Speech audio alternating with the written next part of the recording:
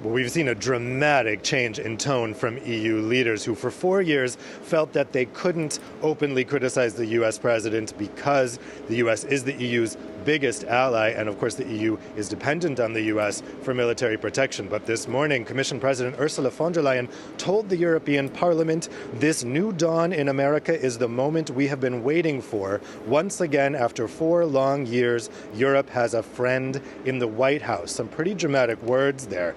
And she said Joe Biden's oath will be a message of healing for a deeply divided nation, and it will be a message of hope to a world waiting for the U.S. to be back in the circle of like-minded countries. Similarly, Council President Charles Michel had similar things to say. He said our transatlantic relationship has greatly suffered over the past 4 years. But President Michel also tried to strike a balance because there is concern here in Europe that some people think things are just going to go back to how they were 4 years ago. But Europeans are very cautious about America now. A survey that came out yesterday from the European Council on Foreign Relations found that a third of Europeans no longer trust the United States, and 50% think Joe Biden will be unable to return the U.S. to its former position on the world stage. President Michel said the EU and the U.S. have our differences, and they will not disappear. America has changed in how it's perceived in Europe. Likewise, the attitude of the EU may have to change. He said the EU will choose its own course and not wait for permission to take action. The events of 6 January show that we have a particular challenge preserving the rule of law. So some pretty harsh words for Donald Trump there, and a little bit of caution about what this new administration can bring. So, Dave, given all of that, what are going to be the biggest areas of cooperation with the Biden administration in the coming days?